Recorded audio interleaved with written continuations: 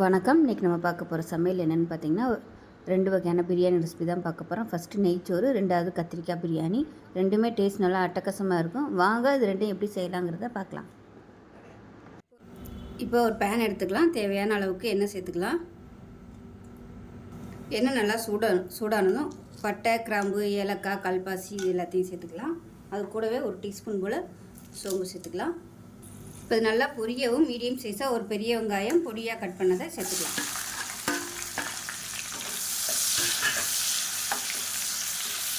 வெங்காயம் வதங்குறதுக்கு உப்பு சேர்த்துக்கலாம். வெங்காயம் நல்லா வதங்க ஆரம்பித்ததும் 1 டேபிள் ஸ்பூன் அளவுக்கு இஞ்சி பூண்டு பேஸ்ட்டு சேர்த்துக்கலாம்.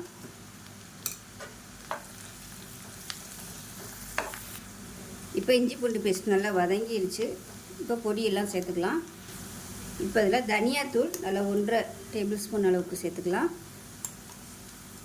அதே போல் மிளகாத்தூள் காரத்துக்கு ஏற்ற மாதிரி நல்லா 2 டேபிள் ஸ்பூன் அளவுக்கு சேர்த்துக்கலாம். இது கூடவே கறி மசாலா அது கொஞ்சம் ஒரு 1/2 டேபிள் ஸ்பூன் அளவுக்கு சேர்த்துக்கலாம். இப்போ இது எல்லாமே எண்ணெயில் நல்லா பொரிய ஆரம்பிச்சிருச்சு. இந்த ஸ்டேஜில் நல்லா ஒரு 4 தக்காளி, பெரிய தக்காளியாக ஒரு 4 தக்காளி, ஒரு 10 முந்திரி பருப்பு சேர்த்து தக்காளியோடு நல்லா நைஸாக அரைச்சி வச்சுருக்கேன். இப்போ அதை சேர்த்துக்கலாம்.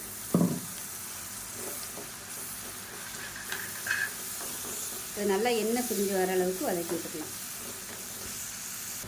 இப்போ மிக்சியை அலசிட்டு கொஞ்சமாக தண்ணி சேர்த்துக்கலாம். இப்போ இதில் 1/4 டீஸ்பூன் போல் மஞ்சள்தூள் சேர்த்துக்கலாம். இப்போ நல்லா எண்ணெய் பிரிய ஆரம்பிச்சிருச்சு. இந்த ஸ்டேஜில் ஒரு 1/4 டம்ளர் அளவுக்கு பால் சேர்த்துக்கலாம். காய்ச்சினது, காய்ச்சாத பால் எதுனாலும் சேர்த்துக்கலாம். இதுக்கு பதிலாக நீங்கள் ஃப்ரெஷ் க்ரீம் சேர்த்துக்கோங்க, நல்லாயிருக்கும். நான் அதுக்கு பதிலாக பால் சேர்த்துருக்கேன். இது நல்லா கொதிக்க ஆரம்பிக்கட்டும். இப்போ இதில் கொஞ்சமாக உப்பு சேர்த்துக்கலாம். உப்பு டேஸ்ட் பண்ணி பார்த்துக்கிட்டு சேர்த்துக்கோங்க. இப்போ பாருங்கள் நல்லா எண்ணெய் பிரிய ஆரம்பிச்சிருச்சு. இந்த ஸ்டேஜில் தண்ணி சேர்த்துக்கலாம். நல்லா சூடான தண்ணியாக சேர்த்துக்கோங்க. கிரேவி திக்னஸ் பார்த்துக்கிட்டு தண்ணி சேர்த்துக்கோங்க, ரொம்ப ஊற்றிட வேணாம். அதை நல்லா கலந்து விட்டுட்டு பன்னீர் சேர்த்துக்கலாம். 400 கிராம் பன்னீர் எடுத்து வறுத்து வச்சுருக்கேன். மிளகாத்தூள், மஞ்சத்தூள், உப்பு போட்டு எண்ணெயில் வறுத்து வச்சுருக்கேன். இப்போ இந்த பன்னீரை இதோட சேர்த்துக்கலாம். இப்போ பன்னீர் சேர்த்துட்டு நல்லா கலந்து விட்டுட்டு அடுப்பு நல்லா குறைச்சி வச்சிடலாம்.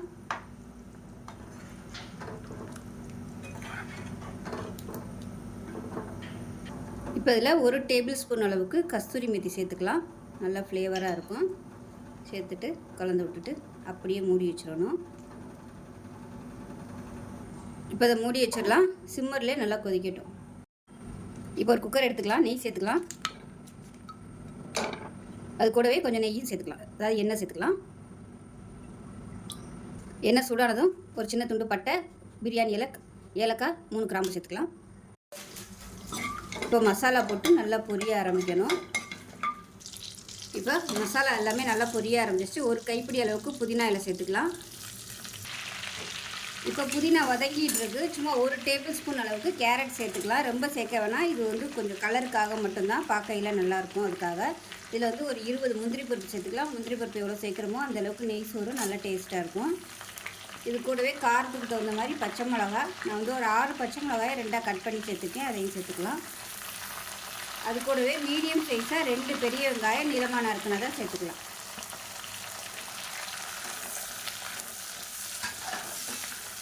இப்போ இந்த வெங்காயம் ரொம்ப ப்ரௌனாக வதங்கணும்னு அவசியம் இல்லை. லைட்டாக கண்ணாடி பதம் வந்தால் போதும். ப்ரௌனாக வதங்கிருச்சுன்னா சாதத்தோட கலரும் மாறி போயிடும். வெங்காயம் வதங்குறதுக்கு உப்பு சேர்த்துக்கலாம். வெங்காயம் இந்த அளவுக்கு வதங்கினா போதும். இப்போ இதில் அதில் ஒரு 2 டேபிள் ஸ்பூன் அளவுக்கு இஞ்சி பூண்டு பேஸ்ட்டு சேர்த்துக்கலாம்.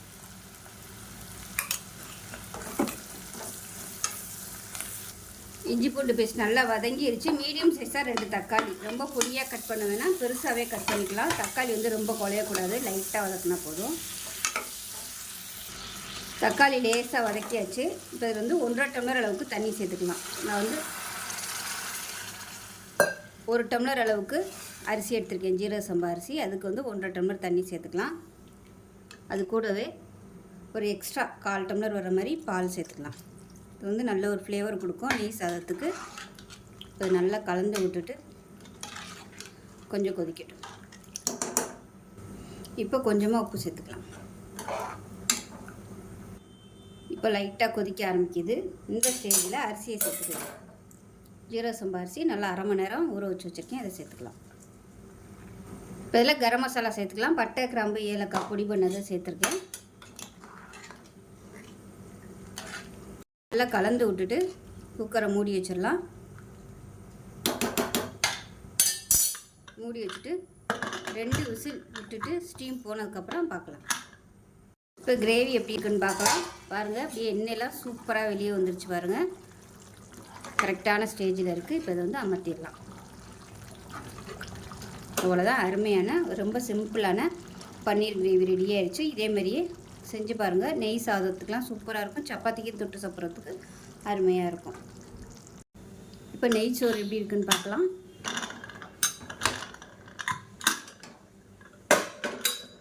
பாருங்கள், நல்லா வாசனையாக சூப்பராக வந்துருச்சு. இது நல்லா கீழேருந்து மேலே வரைக்கும் நல்லா பரட்டி விட்டுக்கலாம். கரெக்டான கலரில் சூப்பராக வந்திருக்கு பாருங்கள். நம்ம தக்காளி சேர்த்ததுனால கொஞ்சம் லைட்டாக அந்த மாதிரி ப்ரௌன் கலரில் இருக்குது. இதுவே உங்களுக்கு தக்காளி சேர்க்க விருப்பம் இல்லைன்னா நீங்கள் தக்காளியை ஸ்கிப் பண்ணிவிட்டு அதுக்கு பதிலாக நீங்கள் ஒரு 2 டேபிள் ஸ்பூன் தயிர் சேர்த்துக்கலாம். அப்படி இல்லைன்னா கொஞ்சமாக ஒரு டேபிள் ஸ்பூன் அளவுக்கு லெமன் ஜூஸ் வந்து பிழிஞ்சு விட்டுக்கலாம். சூப்பரான ஜீரக சம்பா நெய் சாதம் ரெடி ஆயிடுச்சு. நல்லா கம வாசனை சூப்பராக இருக்குங்கிறத பார்க்கலாம். இப்போ ஒரு குக்கர் எடுத்துக்கலாம். தேவையான அளவுக்கு எண்ணெய் சேர்த்துக்கோங்க. எண்ணெய் நல்லா சூடாயிருச்சு. சின்னதாக 2 துண்டு பட்டை, ஒரு ஏலக்காய், 2 கிராம்பு சேர்த்துக்கலாம். பிரியாணி இலை சேர்த்துக்கலாம். இது நல்லா பொரியட்டும். இப்போ பாருங்கள், நல்லா பொரிய ஆரம்பிச்சிருச்சு. மீடியம் சைஸாக ஒரு பெரிய வெங்காயம் நீளமாக நறுக்குனதை சேர்த்துக்கலாம்.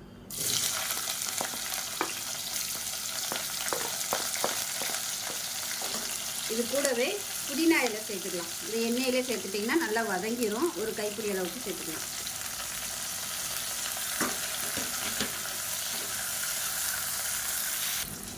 வெங்காயம் வதங்குறதுக்கு உப்பு சேர்த்துக்கலாம்.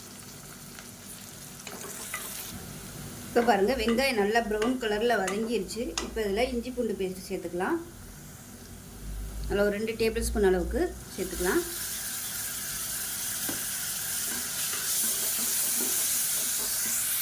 இஞ்சி பூண்டு பேஸ்ட்டு நல்லா வதங்கிருச்சு. இப்போ இதில் ஒரு 5 சின்ன வெங்காயம், 2 முந்திரி பருப்பு, 2 பிஸ்தா பருப்பு, 2 பாதாம் பருப்பு, இது வந்து நல்லா நைஸாக அரைச்சி வச்சுருக்கேன். இதை சேர்த்துக்கலாம். உங்கள்கிட்ட பிஸ்தா பாதாம் இல்லைன்னா வெறும் முந்திரி பருப்பு கூட சேர்த்துக்கோங்க. இப்போ அதுவும் இல்லைன்னா வெறும் வெங்காயம் மட்டும் சேர்த்துக்கோங்க, நல்லாயிருக்கும். இது நல்லா எண்ணெய் பிரிஞ்சு வரட்டும். இந்த கலர் வந்து நல்லா மாறணும்.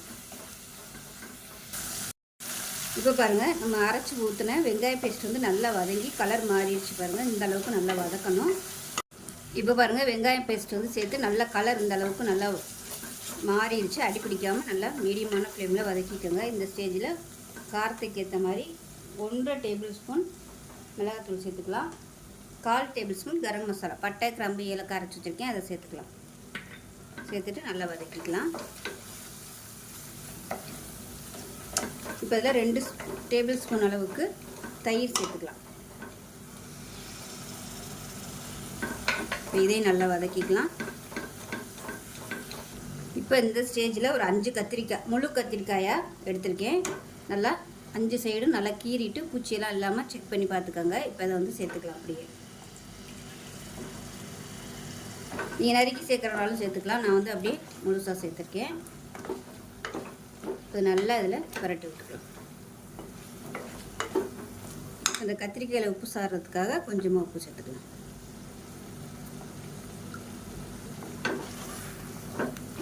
இந்த கத்திரிக்காய் இதிலே கொஞ்சம் நல்லா வேகட்டும்.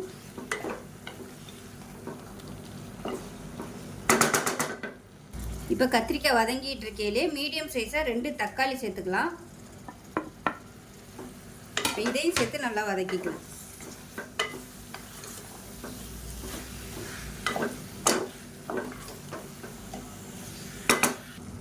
இப்போ பாருங்கள், நல்லா எண்ணெய் பிரிஞ்சு வந்துருச்சு. இந்த ஸ்டேஜில் தண்ணி சேர்த்துக்கலாம். நான் வந்து 1 டம்ளர் அரிசி எடுத்திருக்கேன். ஜீரக சம்பா அரிசி 1 டம்ளருக்கு 1.25 டம்ளர் தண்ணி சேர்த்துருக்கேன்.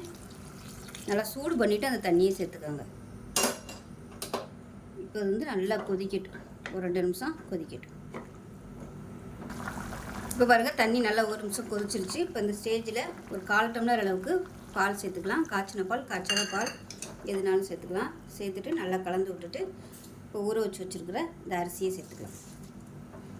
நான் வந்து ஜீரக சம்பா அரிசி எடுத்திருக்கேன். நீங்கள் வந்து பாசுமதி அரிசி எடுக்கிறனாலும் எடுத்துக்கலாம். இப்போ அதில் ஒரு 1/2 மூடி லெமன் ஜூஸ் பிழிஞ்சு விட்டுட்டு கலந்து விட்டுக்கலாம். கலந்து விட்டுட்டு 3 பச்சை மிளகாயை 2ஆக கீறி வச்சுருக்கேன். அதை மேலாப்பில் சேர்த்துட்டு பொடியாக கட் பண்ணால் கொத்தமல்லி இலையும் சேர்த்துக்கலாம். மறுபடியும் ஒரு தடவை கலந்து விட்டுட்டு குக்கரை மூடி வச்சிடலாம். மூடி வச்சுட்டு நல்லா ஒரு 2 விசில் விட்டுட்டு ஸ்டீம் போனதுக்கப்புறம் பார்க்கலாம். ஸ்டீம் போயிடுச்சு, எப்படி இருக்குன்னு பார்க்கலாம். பாருங்கள் நல்லா சூப்பராக வந்துருச்சு. கீழேருந்து மேலே வரைக்கும் கிளறி விட்டுக்கலாம். கொஞ்சம் சூடாக இருக்குது, அதனால் இந்த மாதிரி தான் இருக்கும். ஆறுச்சுன்னா கரெக்டாக வந்துடும்.